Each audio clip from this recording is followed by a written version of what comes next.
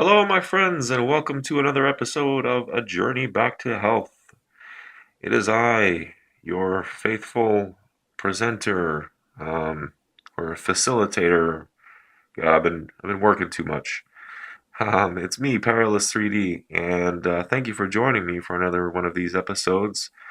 Um, Today, I would like to talk about the second workout that I had, which was just as intense as the first one. However, um, on a peculiar side, or interesting, I guess I should say, is that I didn't get nearly as many side effects or DOMs and whatnot as I did the first time around. And I'm thinking partially that's because I was more conscious of my body in terms of hydration, nutrition, etc. That I didn't quite push myself as hard as I did the first time. I kind of took it down a notch, a little bit anyway. I still had a very, very good workout, but I was not pushing my limits as much as I did the first time around. The other reason that I suspect that I didn't suffer any DOMs was that, from what I understand, DOMs occurs primarily when you're shocking the muscles. So, in other words, when you're taking it from zero exercise up to a major workout, obviously that's going to shock the muscles and that's going to cause more damage, more of those microscopic tears in the muscle tissue, like we discussed last time. Um, Whereas I'm guessing, and this is only a theory of mine, that the second time around, the muscles had already had 3 or 4 days to rebuild themselves. They were already stronger. Um, the muscle memory, I guess you could say, was prepared in a way for that shock. So when I redid the same exercises, my muscles had already started to adapt to that impact and that exertion, and were able to counter it and deal with it more easily. The other thing that I'd like to mention about this is that sleep is a very, very important factor in the rebuilding of your muscles. It's believed that the rebuilding of the muscle and actually the whole rejuvenation process in general happens while you're sleeping. And particularly, and correct me if I'm wrong on this, guys, but I'm pretty sure that that occurs primarily during REM sleep. Okay, so I'm suspecting that by not getting enough sleep, that you're also in turn not allowing your body to recover from that workout as much, and then therefore delaying your progress in a way. So these are all things that I need to research some more and look them up. But if you have any insight or any information on this, please share that with me in the description. I would greatly appreciate it, and we'll pass along our information and our knowledge to each other. So I wanted to briefly go over this. I always say briefly, but my videos end up being an hour long. I apologize. I'm going to try really hard this time to make it more around the 20-minute mark. So I just wanted to talk briefly about the second workout that I had. So I'm going to put this, obviously, you're going to be able to see this on the left here as I'm talking about it. And you can also access my workout log by clicking on the references, the link in the references below. So similar to the last time, I did a stretch beforehand, which was roughly about 10 minutes. Standard stretches again, which were described in the day 3 blog entry and also in my day 3 video if you want to check that out. The stretches I'll just go over real quick. There's nothing extensive, nothing hardcore, just some basic stretches. As I mentioned in my previous blog entries and in my video, that I did suffer from a shoulder injury the last time that I got into working out. So I'm really being cognizant of how I'm feeling, making sure to stretch properly, and if I feel any pain at all in any of my joints or any of my body parts, I'm really going easy on that, so that I don't end up injuring myself and basically losing all my progress. Because what happens is, and I touched on this before a little bit, is when you get hurt, your motivation basically disappears. Okay. I know of very, very few people and very few instances of folks getting injured while working out and then pushing through that pain. First of all, you're just going to hurt yourself more by not letting yourself recover and repair the damage. And the other thing is, it's just if for anybody who's injured their shoulder, their rotator cuff here, for example, you'll know how painful that is, and you'll also know that it's virtually impossible to continue your workout routine at that point. So, best thing, as with most, is to just be preventative and to catch it before it becomes a problem. So, anytime you start feeling any discomfort or pain, just stop. Move on to another muscle group, move on to another exercise that doesn't focus on that part where you're getting the pain, and then that way there you've got your best chances of keeping that momentum going, and you don't lose your steam that way. Of course, as soon as I start recording a video, people start Skyping me and calling me on the phone. It was just the tax man, nothing important. I lost my train of thought here though. Darn interruptions. Like I said, I need one of those red lights you see at the radio stations to say when I'm rolling so everybody can bugger off. So basically, yeah, after my stretches, I went into crunches like I usually do. I'm not, haven't had a chance to compare day one to day seven yet, which is my, day seven was my second workout day. Um, Now that I'm looking at it though, it looks like I was able to pump out a few more crunches than usual. And I think the reason for that is that I found that the 10 pounds behind my head was a little too strenuous, so I brought it down to 8 pounds. And the reps were a little weird on that. I was able to do 20 reps, take a brief, 15, 20-minute, 20-second pause, then do 17 reps. So there was a decline there, which is fairly normal. But then for some reason, the third time, and this is only after about 15 to 20 seconds of rest, I was able to do 24. So my reps actually went up the third time around, which is kind of strange. And I suspect the reason for that is that I'm not using proper form. Now, I'll remind you that when I'm doing my crunches, not only am I holding a weight behind my head with both hands, I'm also on a yoga ball. So I'm back down on my yoga ball, um, you know, laying down on my back with this weight behind my head. But I have a feeling that when I'm doing my crunches that I'm all over the place. And that's how I feel when I'm doing them, is that I'm kind of sliding all over the place on the ball. I'm going back and forth and to the sides, and I don't feel like I'm using proper form when I'm doing these crunches because this is relatively new to me. Every time I've done crunches in the past, it's just been on the floor on my back, just doing with my feet tucked under a chair or something like that, just doing your standard um, ab crunches. So I decided to use the yoga ball because I heard that you get an even better workout for most things when you're on the yoga ball because you're also not only are you doing your exercise, but you're also building your core at the same time.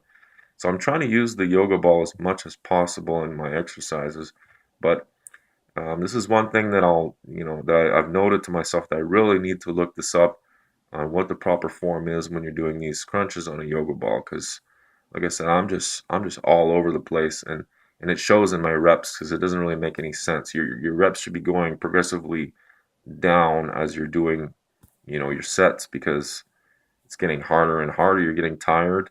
The reps shouldn't be going up. It doesn't really make much sense. So anyway, that's all I'll say about that for now. I went in after that to push-ups, which my push-ups, if I compare to day three, they're still pretty much in the same range. They went down a little bit, and I think that's because I didn't eat much before I did this workout. Again, not a good idea, but I'm just getting started on this stuff. I don't know all the ins and outs of what I should be consuming before a workout. I have a really bad habit of not having breakfast.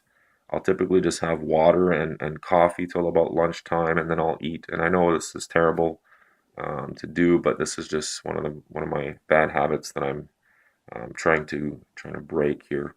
Um, but I'm fairly confident that some of this, if not all of it, had to do with the fact that maybe I was low on fuel.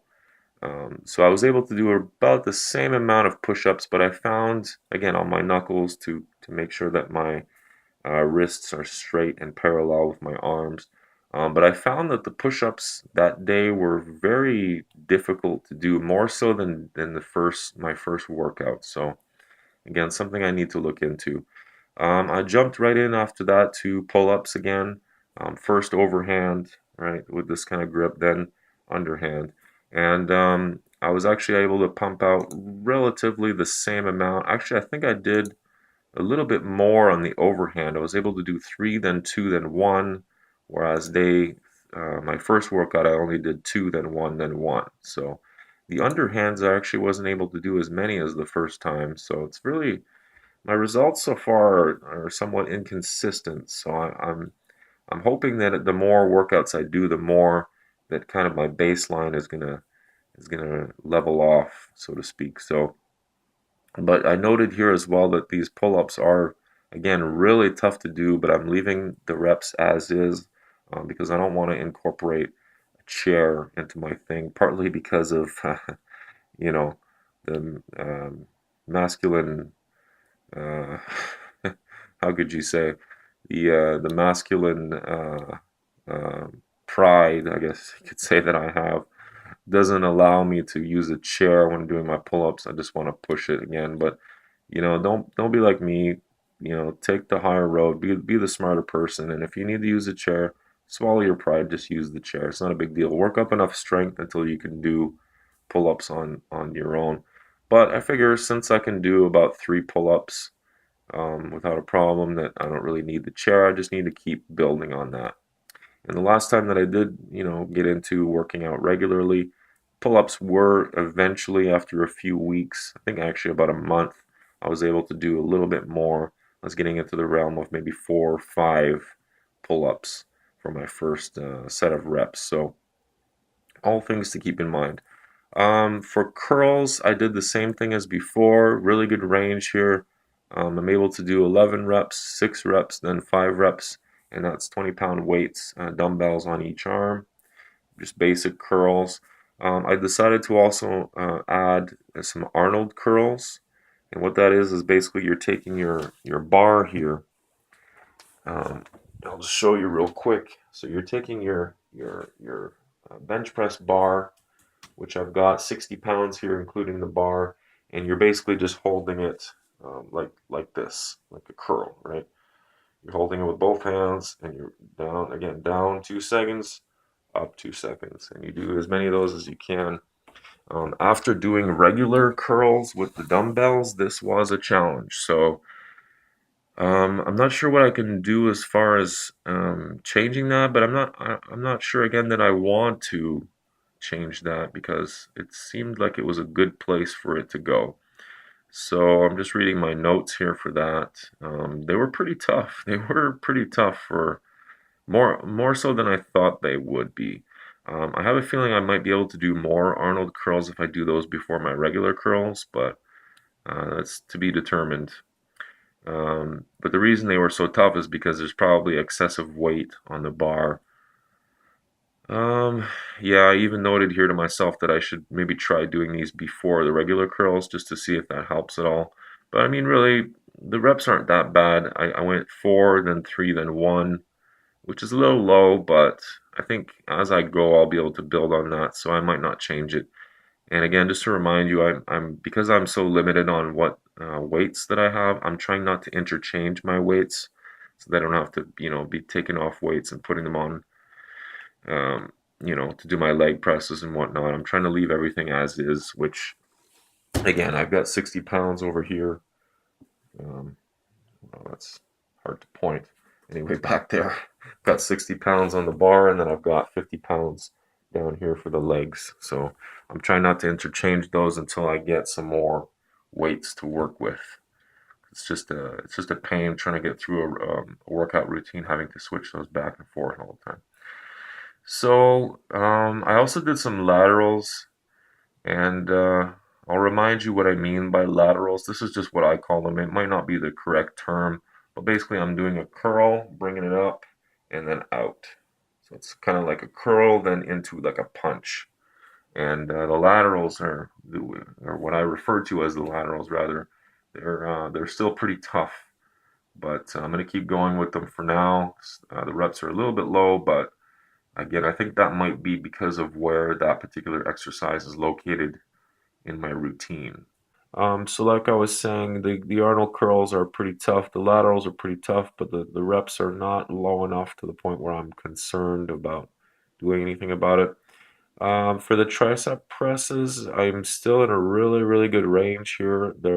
I can feel it in my tricep, my arms, big time when I'm done.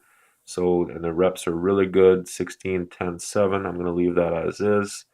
And again, it's with a 20-pound dumbbell behind my head, grip with both hands. It's a perfect weight, perfect range. So I'm not going to touch that at all. If it ain't broke, don't fix it. For the incline bench press, I found that I'm starting to think maybe it's too much weight.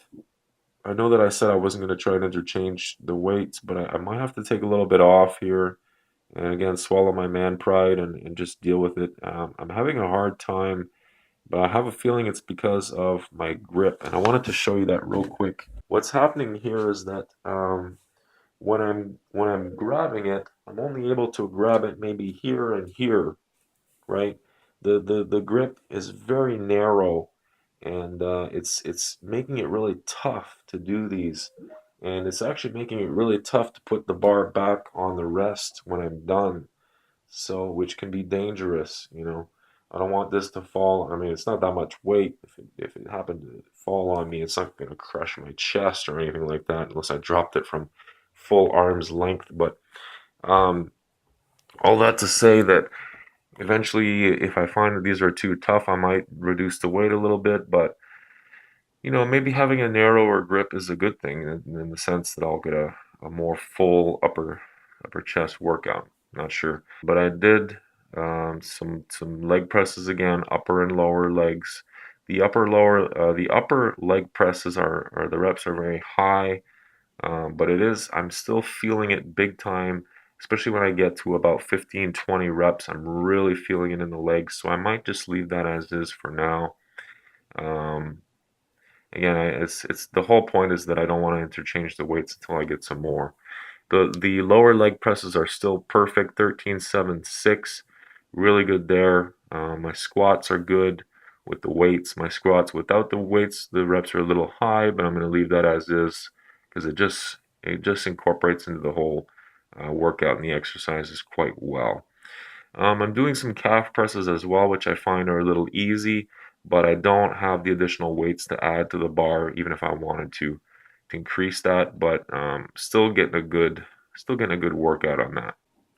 As far as the squats go, squats are really an exercise that I enjoy a lot. Um, I think I talked about this in one of my last videos that the reason I enjoy it so much is that they do provide you with a wide range of muscle toning.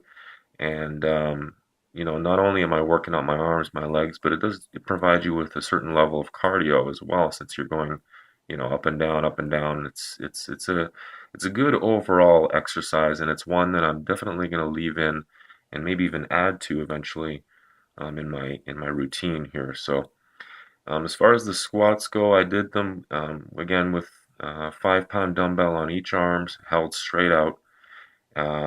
With that, it was the perfect amount of reps. I did 16, 10, and 8, which is just perfect. I also, once I'm done doing that, once the arms, again, I've already talked about this, but once the arms start to sag, then it's an indication that I'm getting tired and it's a good place to stop. Obviously, I'm going to push myself to the limit, but once the arms start to go, then that's when I immediately go into squats without weights, and again with my arms held straight out. So without the weights, I was able to push out 20, 15, and 10, which was still, I noted here, still pretty easy, but this is a really good finisher towards the end of your exercise. Squats is the perfect thing for that before I go into my calf presses. So I'm going to leave that as is, even though the reps are a little bit high. It's still in a comfortable range for me. So as far as the calf presses go, these are still on the easy side, but the reps from after the first pause, they went down dramatically. So this is again something that I'm going to leave. I'm going to make a judgment call here, which you have to do with just about everything. You have to take everything you read and research with a grain of salt, and then you decide for yourself how you're going to approach this in your own methods. So for me, with the calf presses, I do start off really high at 25 reps, but then after a 30-second pause or so, I'm only able to put out about 13, and then 9 after the second pause. So, and that's with 60 pounds of weight, including the bar. So like you can see, the reps are a little high when I get started, but it drops off almost to half um, after the first pause. So that's an indication for me that I'm going to leave it as is for now. Um, I noted here, and this is, I have a feeling, going to cause a lot of controversy simply because of what I decided to take on this day, on day 7 of my second workout. A lot of controversy here. I'll talk about more of the cardio side of it first before I jump into this this stack. And again, if you're not familiar with that term, a stack basically is when you stack nutrients, nootropics, drugs, basically. You're taking them in combination with the idea that they're synergistic, so they work well together. They enhance each other's potential, right? What's a good example of that? Let me think. Well, caffeine, caffeine and L-theanine, for example, is a really good stack. They work in a synergistic way so that they enhance each of their properties, right? So the L-theanine on its own is okay. The caffeine on its own, if you drink it every day like I do, probably has very little effect on you at this point. But when you take those two things together, they just work that much better. So that's what is referred to as a stack. Some stacks are very dangerous. So, but we'll get into all this here. For my cardio, I was very light on my cardio that day, which actually was not the case. The idea was that I wanted to do light cardio, but what ended up happening was a pretty significant session of cardio, which lasted about 35 minutes, which consisted basically of taking the dog for a walk, a pretty brisk walk, for about 15 minutes. And then I mowed the lawn in the front and backyard, which took me about 20 minutes, and then whipper snipped, which is not it's not by any means a heavy cardio, but it's cardio nonetheless. And any cardio you can do, whether it's walking or pacing or whatever you want to do for your cardio, is better than nothing. The point is you want to do something that gets you moving, gets your blood pumping. So the reason that my cardio was light that day is that I took what's called an ECA stack. And I know I say this all the time, I'm not going to go into this too much, but I always end up going into it anyway. So this time I'm not even going to make that statement. I'll just say that do your research on this with it, like with anything. The ECA stack is very, very controversial. It has a lot of risks involved as far as stroke, heart attack, um, for people with hypertension. It can be very dangerous. So this is one of the things, above all else, I'm a big researcher and I'm a big believer in doing your own research, but this is one of the things that you want to thoroughly research, and thoroughly needs to be double underlined, bolded, italic, whatever, highlighted. This is a big, big, big point of debate in the fitness, exercise, bodybuilding area. So do your research on this. But what the ECA stack is the E stands for ephedrine, okay, which is the controversial element in all this. C is for caffeine, and A is for aspirin. Okay. Now the caffeine and the aspirin, everybody should be well aware of what these things are. If for some reason you've been living in a cave or in a hole for your entire life and you have no idea what caffeine and aspirin is, I'll let you do your own research on that. it would be worth checking out the side effects associated with those two things, especially in combination with each other. Um, some people recommend, before I get into the whole ephedrine thing, some people recommend to skip aspirin here because that's partly where the danger is. By thinning your blood and by using aspirin, there's a couple of different concerns with that. Obviously, there's the risk of um, strokes and whatnot. But the other thing is that you're using aspirin is basically a painkiller. So when you're introducing any painkiller into working out or exercise regimen, you run the risk of pushing yourself too far because you're just that much less susceptible to pain. So you're not going to have that same threshold as you normally would. Granted, the aspirin amounts that I'm taking or that are involved in the ECA stack are very low. It's just one or two baby aspirins, which is, I believe, they're 81 milligrams each. So we're not talking a lot of aspirin here, but you want to play it safe with this kind of stuff regardless. So, which leads me to ephedrine. Now, ephedrine is derived from a plant. Not sure exactly which one. I'll put more information here in the description of this video. But basically, ephedrine it's marketed as a sinus um, decongestant, which it does work for that actually. If you have, like me, if you have allergies to dust or animal dander, or if you have hay fever, ephedrine does work fairly well for clearing your sinuses. The recommended dose for that purpose is 8 milligrams. But for 8 milligrams, you're barely going to notice a difference as far as clearing your sinuses, and you're definitely not going to notice anything as far as extra energy, mental and physical energy, which is another reason why people take ephedrine, is for the energy boosting properties. Now, ephedrine has a very, very high tolerance level. So, in other words, if you take, if your adequate amount is, say, 16 milligrams, the next time you take it, you're probably going to have to take a little bit more and then a little bit more to get that same effect. So, just to give you an idea, I've been taking ephedrine on and off, like with anything. I don't take anything daily, but ephedrine on and off, never for more than a day or two in a row. But over the course of maybe the last 10, 15 years, I've been taking ephedrine, you know, wouldn't say regularly, but when as needed. And in the last 10, 15 years, I have taken very long breaks from it, as far as 5 to 7 years sometimes, so I wouldn't take any at all. So just to give you an idea of what you can expect, it's definitely not something you want to take every day.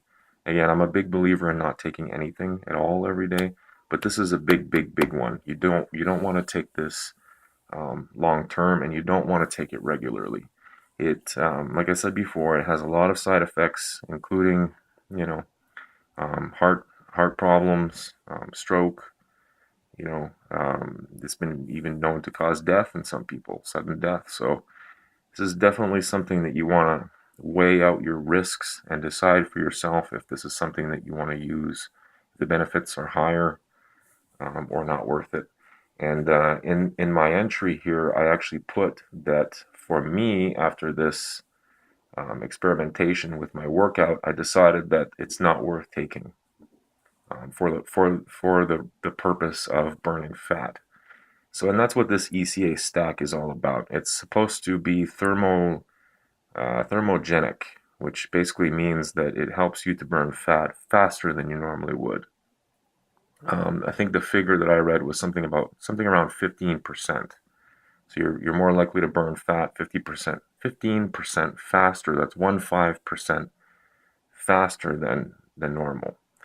Now, I can't back up any of these facts, so do your own research again. And for me, I've come to the conclusion that I'm not going to use this stack for my workouts anymore. I may still use it occasionally for the whole mental energy boost. But another thing that I noted here is that it does give you a very, very mild, it has a very mild stimulant effect physically, but Again, the tolerance is very, very high on it, and it doesn't improve your performance whatsoever when it comes to physical exertion. So don't think by taking this ECA stack that you're going to be He-Man and be able to have a workout where you pump out, 10 times as many reps as normal. It's not going to happen. It doesn't improve your performance. It gives you a very mild mental and physical energy boost. But as far as the side effects go, I mean, it's just not worth it. The only time I can see myself even taking this stack again is if I'm having one of those really run down days where I just need a little bit of a boost to help me get through it, or which I also do a lot of virtual live events where if I need to be a little bit more animated or energetic than usual, then I might look at taking that stack. But a lot of people say if you're going to take the stack, remove the A from the equation, so the aspirin, in other words, and just replace it with your omega supplement instead, which has been shown to give you that same synergistic effect as the aspirin would give you. So all things to consider, but very, very important, and I bolded this and made it red on my log sheet here. Very important note is do not use the ECA stack unless you know what you're doing and you understand the risks involved. Very, very important note. Um, but yeah, the ECA stack will not give you any sort of performance boost. It actually hindered my workout because I was lightheaded. So I actually didn't have as much. Um, I didn't have the best performance because of that. I kept feeling winded and just generally, um, you know, lightheaded. I don't know how else to explain it. So, um, another thing that I noted here at the bottom of my log sheet is that about 3/4 of the way through my workout here on day 7, um, I felt like it was getting stuffy here in my office, which is where I do my workouts. I mean, it's a very small room, and I found that it was getting really stuffy in here, so I opened up the patio door to get some air in here, and it's still a little cool here, end of May, early June in Ontario, Canada. It's still this particular season anyway has been brutal as far as the winter just dragging on and on and on into the spring. So it's still pretty cold sometimes. And on that day, it was rather cool. So when I opened the door, there was immediately a cool breeze that came in, which felt nice on the skin. But I noticed that as soon as that happened, almost instantly, my muscles began to tighten up. And I became stiff pretty much all over my body. And then I wasn't able to finish my workout as strongly as I would have liked to. So something to keep in mind is that though the cool air may feel good as far as helping you um, to expel some of that heat, that internal heat, it's gonna tense you up. It's gonna stiffen up your muscles and make it harder for you to exercise. So keep that in mind. I read somewhere before that you're always more likely with yoga or pretty much any physical exercise, you're more likely to have a better workout, be looser, be more flexible in a heated room, actually. And I'm not just talking about, 70, 80 degrees or Celsius. What would that be, like 20, 15 to 20, something like that? The average range that we have in our homes is actually too cold. And when I mean a heated room, I mean heated, as in like, 90 to 100. You want to be basically pouring sweat, which is going to help you in a couple of different ways to detoxify you and to help you loosen up and to stretch and to have more flexibility. So it's a practice that's used in a lot of different areas: dancing, yoga, stretching in general. Um, so keep that in mind as well, that your room should be hotter than it normally is if you want to have the most flexibility possible. Another thing I noted here is I think that I'm pushing myself too far, especially on my last workout. I found that they're definitely good workouts, but I'm feeling a lot of pressure in my ears, and Hopefully you guys know what I'm talking about, but it feels like there's air going in and out of my ears. It's a very strange sensation, but basically, from what I've concluded is that there's too much pressure. I'm forcing too hard in doing my exercises, and then it's the pressure is building up in my ears, and some air is actually coming out and maybe going in. I'm not sure, but it's an indication that I might be pushing it a little too far. Um, when I'm on my cool down periods or when I'm resting between reps, I notice that I can hear myself breathing in my ear. It's hard to explain, but I hope you understand what I meant. I put in my log here that it feels like there's an open vent in my ears, and that the wind is going in and out of it. That's the best way I can describe it. Um, I also noticed that another indication that I'm pushing it too hard is that I'm grunting a lot and struggling a lot more than what would be recommended. So especially during those last couple of reps on my exercises, I find I'm really having a hard time. So that's just my stubbornness, and do yourself a favor and don't follow in my footsteps when it comes to that stuff. If your body's telling you to stop, just stop. It's not going to make a difference of having a good workout or not by doing an extra couple reps. You know, if you get to the point where you just can't do anymore, then just stop. Don't try and go beyond your limits. Um, let's see. So I put here again that I was getting some pretty significant lightheadedness and a little bit of nausea towards the end of my workout. And again, I'm attributing that to the ECA stack, which is a known side effect is nausea and lightheadedness. So that's definitely something that I've decided to cut out from my workouts, and just cut out in general. It's not something that I take regularly by any means. You know, um, I'll be lucky if I take this ECA stack again in the next year or so. At maximum, I'm going to take it maybe once or twice a month if I feel the need. But again, if the need is not there, then obviously I'm not going to be taking it.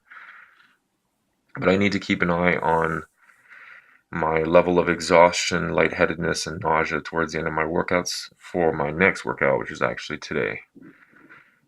Which I better hurry up because I don't have much time to get this done. So, again, I forgot to time my sets and reps again. There's just so much going on in my workouts, and I want to be as efficient with my time as possible because I'm trying to do these workouts on my lunch or before supper, which only gives me about an hour to get it done.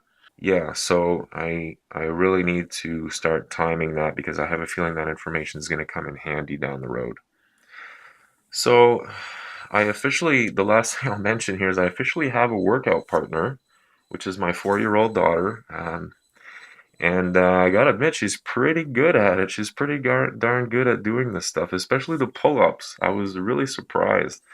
The first time that she helped me do a workout, and I say help because she just motivates me. She's just so lively and full of energy. First time I put her on the pull-up bar, she got scared, obviously, because it's pretty high up. I assured her that I was going to hold her and not let her fall, so then she started to just hang. She was just hanging off of it, and she thought that was fun.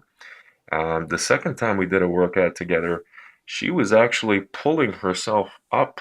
She did more reps on the pull-up bar than I did, and I was really surprised. I think partly because she's so light, she's so small and skinny that it's much easier for her to pull herself up, you know.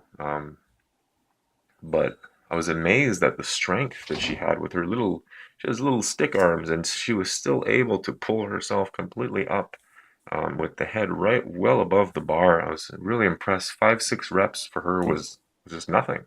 I could have let her go, and she probably could have done a dozen of those. So I'm definitely drawing a lot of inspiration from this little girl, and she just motivates me so much to want to stick with this and show by example. So, um, that's pretty much it that I wanted to cover here today. As far as my daughter goes, I try not to push her too much. She's not doing this entire workout with me, obviously. I let her go back to playing after the tricep presses. That's when I really noticed when she's doing these that she starts to struggle a little bit, so I figured that's a good place for her to stop. she gets enough exercise to work out her legs and stuff. And another important thing to research is exercise and weightlifting for kids. There's some research showing that it may stunt their growth. I think for a healthy exercise routine that's not pushing them too much, that it's not dangerous. But if you get into obviously pushing your kids way beyond what kids should be doing, then obviously there's a risk for all sorts of adverse effects, possibly including stunting their growth. So be very, very careful with that. But anything that falls into the range of just, day-to-day exercise, lifting very, very light weights, just so they can follow along and emulate you, there's really nothing wrong with that. Other than that, that's pretty much all I wanted to cover today. Hello again, my friends, and thanks for joining me for another episode of A Journey Back to Health. Now, as I was wrapping up the previous episode here, I ran out of memory on my phone, so I decided to incorporate the next workout that I did, which was workout number 3 on day number 11, into this video as well. So this is kind of a two-parter in one, if you will. So I've got a few minutes here on my lunch, so I figured I would just hammer out the rest of this video here while I have the chance. So it's going to be a pretty brief one this time around, but that kind of works out because I don't have a whole lot to share with everyone. There hasn't really been a whole lot of developments in my log or in my routine or in general, actually. So I'm just going to quickly go over some things. I did cover my day 7 workout last time in its completion, I guess. So just some quick notes on day 11 and any findings that I've come across. And I do apologize for any background noise that might be coming across in the video. I've got kids and they're being extra loud today, so. Let's see, as far as my stretches go, again, pretty standard stretches here, which I described in my day 3 blog and video. Nothing really to share here. I did add groin stretches, and what I mean by that is I'm sitting sort of cross-legged, I guess was formerly referred to as Indian style before that became politically incorrect. So hopefully you know what I'm saying by sitting cross-legged like an enlightened person would, and then with my elbow sort of pushing down on my knees very lightly to stretch the groin muscles, which was another area in the past where I did have some strain and have pulled that. So I'm just erring on the side of caution this time around. And I did note here, to when you're pushing down on your knees to do it very lightly, to not put excessive pressure on the knees to end up pulling something when you're trying to stretch, which is entirely possible and fairly common, I would imagine. As far as the crunches go, when I first started doing this workout, it was a major challenge for me this time. I'm not sure why.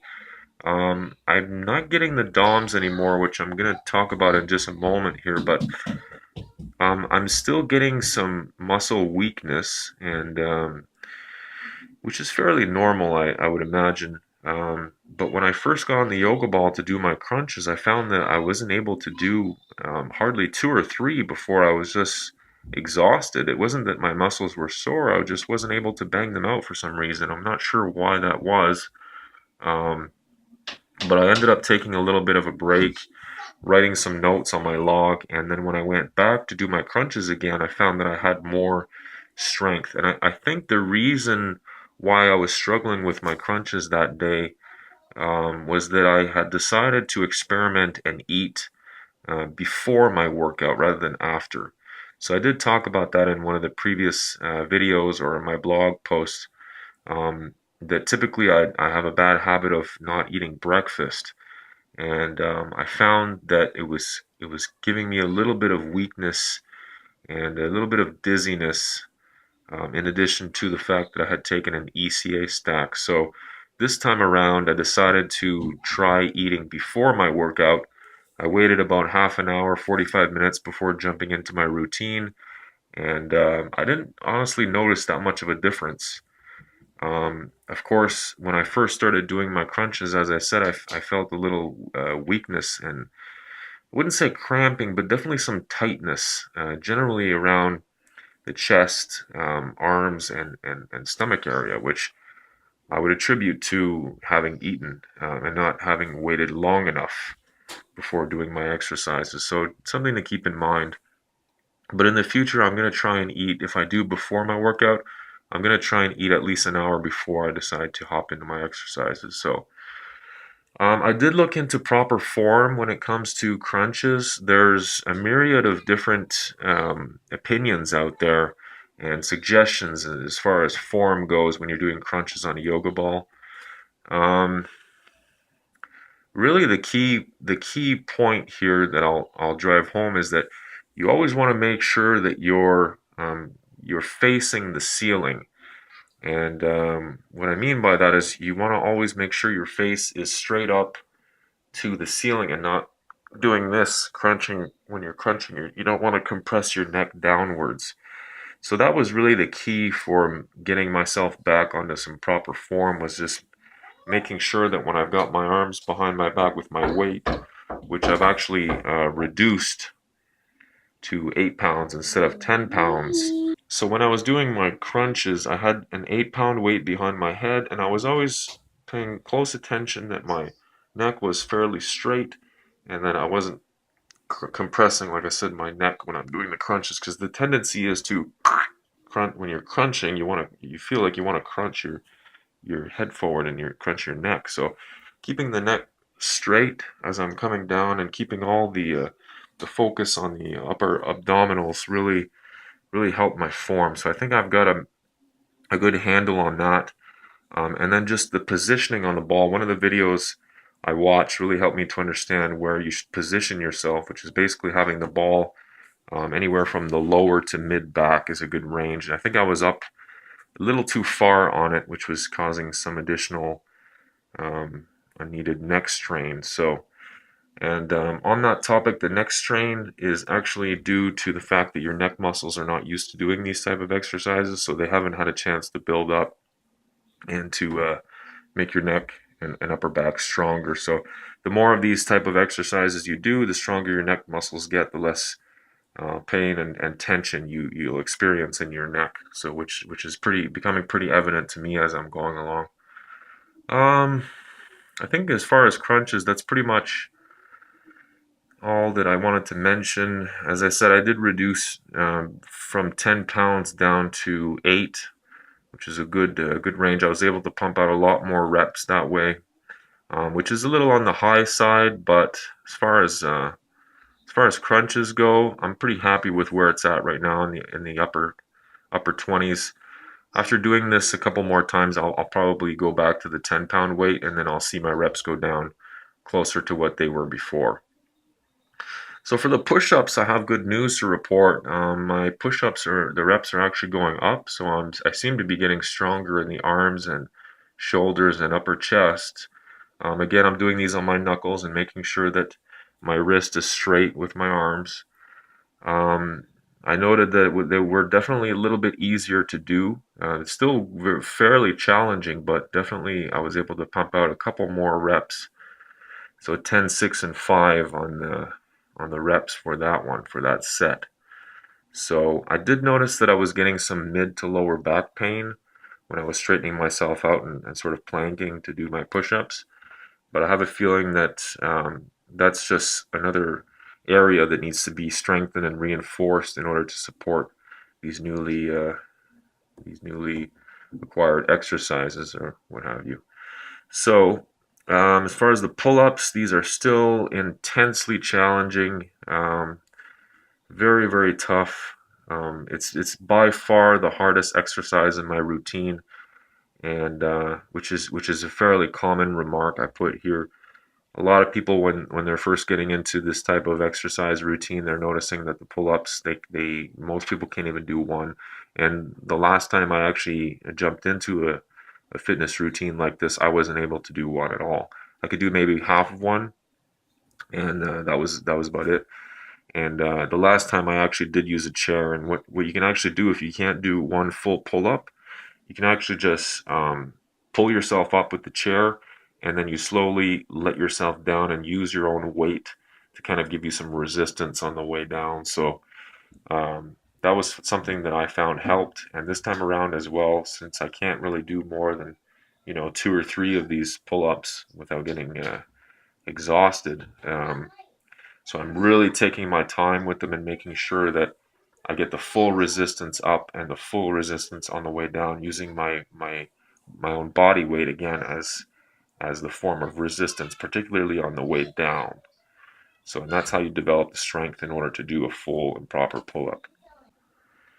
So the overhand pull-ups are definitely more challenging than the underhands are, but both of them, both versions are just insanely intense and very, very challenging. So the reps are still low, but I'm going to leave them as is because I'm slowly developing some strength in the arms and shoulders and upper body in general. So it's a good place for now. I'm not going to change that.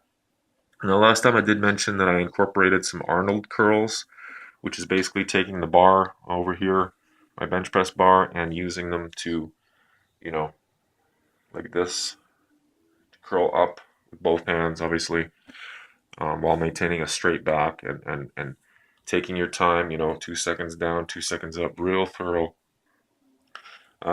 These are really, really tough.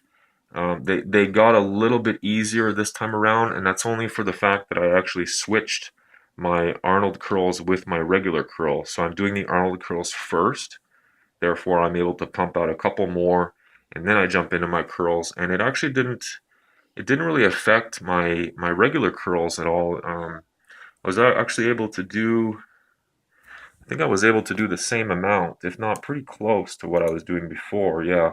So actually, I'm doing a lot more, which is surprising. The first day I did 8, 6, and 5. Second day I did 11, 6, and 5. And this time, which is after the Arnold curl, which is really surprising, I was able to do 20, 14, and 10. And again, the reason that those reps are so high compared to the last time is that you need to remember that you're always going to be pushing your limits. So if you feel like you can do a couple more, don't stop at 16. Don't stop at 10 or whatever you did the last time. Push yourself if you feel like you can to go beyond and wait until you reach that point where you just can't do anymore and then stop.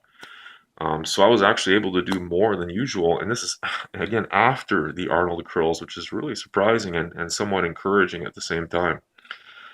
I started actually, okay, this makes a little bit more sense. One very important factor that I forgot to take into consideration here, I started counting each curl. That's where it is. Okay, so I prided myself a little early here.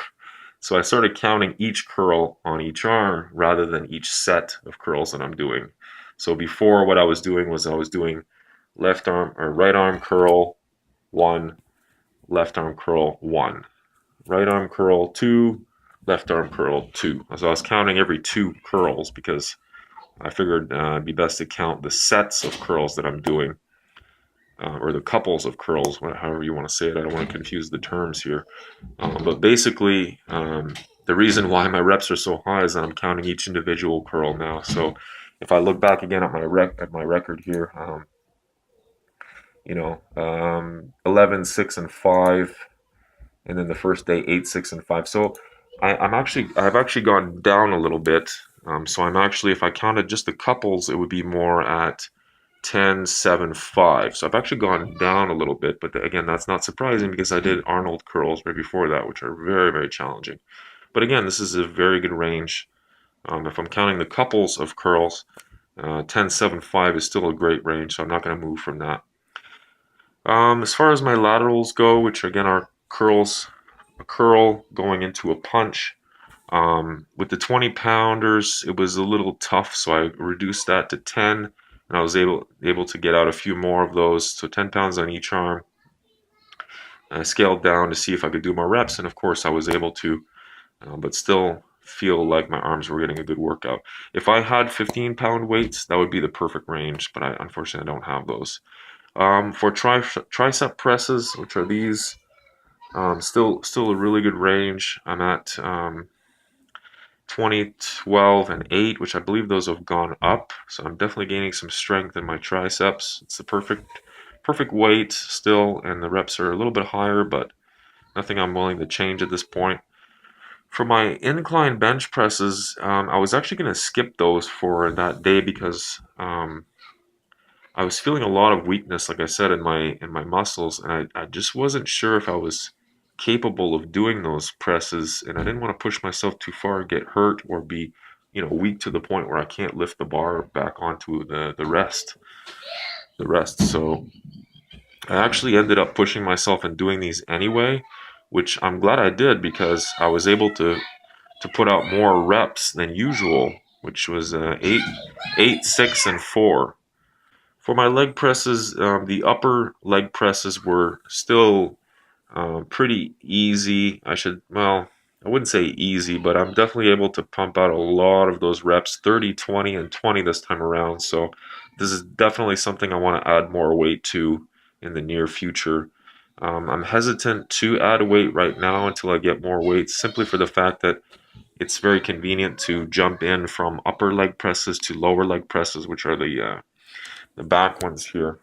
So when I say upper leg presses, I'm talking about this down here, right? Sitting with my legs. Jesus, it's hard to film. Sitting with my legs in here, pushing them up. Whereas the lower leg presses, I'm using this part right here as I'm laying flat on it on my stomach and pushing them up to work the calves. Um, the lower leg presses are at a really good range of 16, 8, and 5, so I'm hesitant to move from that. And I just don't, like I said, I just don't want to move. I don't want to interchange the weights just yet until I get some more. For my squats, I'm at still a good range here. The reps are perfect. The weight is good. With the 5-pound weights on each arm held out straight, I was able to do 17, 14, and 10, as you can see on the log. Then without the weights, 24, 18, 12. So still a decent range. The squats without weights are a little high in terms of the reps, but because there's such good cardio and I'm working so many different muscle groups, I'm gonna leave that as is for now. It's still pretty challenging to do these, but I just love squats just because they're so versatile. For calf presses, since the reps were so high on them, I decided to actually add some holding time to that. So as I'm going up on my toes, I'm actually holding it for about 2 or 3 seconds before coming back down, and I found that added an extra layer of challenge, which actually brought my reps down a little bit and gave me more intense of a workout for my calves. So um, that was good there, and I'm at a pretty good range now of 18, 14, and 12. So for my cardio, I actually went downstairs and I hit the heavy bag for about 15 minutes with the kids while dancing around like a boxer the whole time on my toes. Always moving, always moving. When I got tired, I would still keep dancing around to just keep that exercise going and to not have any lag or lulls in my cardio. So for 15 minutes straight, I was hitting the bag. I'm not going to go into my routine as far as hitting the bag goes. It's pretty basic stuff. I'm just hitting it once with the right arm, straight, just jabs. Right, once left, twice right, twice left, three, three, four on one side, four on the other side, five, five, and then as many as I can. Boom, boom, boom, boom, boom, boom, boom. This is a technique that I found out by watching some YouTube videos on beginner boxing, which you can check out. I'm not going to provide the link or anything because there's a whole lot of different videos you can watch out there to explain this stuff.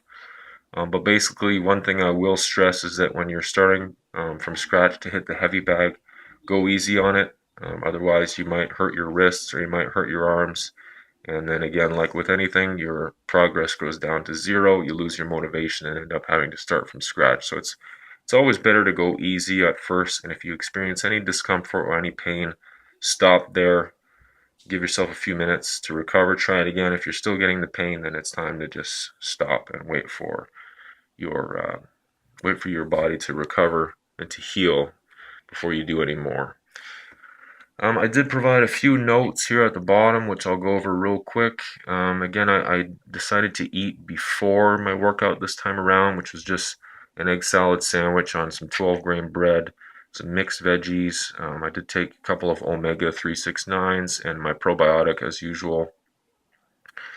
Um, Other than that, I did have my post-workout smoothie as usual, which is basically just some mixed fruits with my nutrient mix. And if you're curious on what ingredients are in my particular nutrient mix, you can check that out on the day two blog and the day 1 and 2 video where I cover that stuff. It's part of my setup where I go over the different ingredients in my mix. Um, I put down here as well, which I mentioned earlier, that I was feeling pretty sluggish and weak that the day that I did my workout, which was, I believe that was yesterday. Um, and again, as predicted, I'm not getting any DOMs. There's no muscle soreness. I'm feeling obviously like I worked out yesterday, but nowhere near the level of pain and inflammation as I got after doing my first workout. And again, that's due to the fact that my muscles are not being, quote unquote, shocked anymore. They're adapting, and for me, it just took one workout. Um, for some of you guys out there, you might not even get DOMs, after the first time you do it. If you're relatively in good shape, your muscles will probably think, nothing. Then there's nothing to this. There's nothing to adapt to. So for me, it was in a very sedentary lifestyle. So going back into a full workout like this was a shock for my muscles, which is a good thing. Arnold talks about that again in his documentary about every once in a while you want to throw a wrench into the spoke, so to speak, and challenge your body with something that it's not used to. So it's definitely something that I'm going to look at in the near future is surprising my body and my muscles with something new, whether that means adding an extra exercise into my routine or doing something completely different for every 2 or 3 workouts maybe, or even, if I find that this particular routine is not a challenge anymore, I might just revamp it completely and just start fresh and see if I can get that shock back into the system to really, you know, emphasize that workout. But remember that because you're not experiencing any DOMs or any pain, soreness, and inflammation doesn't mean you didn't have a good workout. It's just not as much of a challenge for your muscles anymore because they're adapting. You start to get some of that muscle memory, and it's not to say you're not getting a good workout. It's just not the same degree of stress to the muscles as it would be the first time around. So, other than that, at first the weakness and the sluggishness was kind of discouraging for me. I felt like, am I regressing here? Am I going backwards? Like, what's going on? But really, when I looked at my numbers after my workout, I discovered that I'm actually improving. They're not huge leaps and bounds of improvement, but they're still my numbers are still going up, which is a nice sign to see and very motivating and encouraging. So you just got to look at the bright side of things, that you are getting stronger, and it might not be happening as fast as you would like. But if you give yourself the right amount of time and you're patient with it, definitely things will improve and you'll get stronger and more dedicated theoretically as you go. So I forgot to time my sets again, which at this point I've decided to just say screw it. I'm not going to time each individual set until I start getting into maybe multiple sets of exercises, multiple sets of reps. But at this point, there's just too much going on, and I'm just too focused to stop and be super meticulous about my timing. I'm definitely going to count my reps because I think that's important. But as far as timing the sets, since I'm only doing one set at this point, I'm not seeing a big need for that. Yes, it would be nice to have the data for the future, but I think I can go without it right now and just focus more on my workout instead of having to time things and worry about the clock and stuff. So um, that's about it for today. I decided to cover both, day 7 and day 11 workouts in one video, just to cut down on some of the labor that's involved in editing and processing the video. So I hope you enjoyed my second workout and third workouts here. Again, you can check out my log below if you want to check out the exact details on all this stuff. But other than that, I'm building up some really good steam here, some good momentum going, and I plan to go even stronger and harder the next time I work out, which I will cover in my blog and hopefully in my next video as well. So thanks everybody for tuning in. I really, really appreciate all your support and all your kind words. Please keep them coming at me with any new ideas or suggestions you might have. And again, good luck to all of you in your own journeys. Take care, everyone. Bye bye.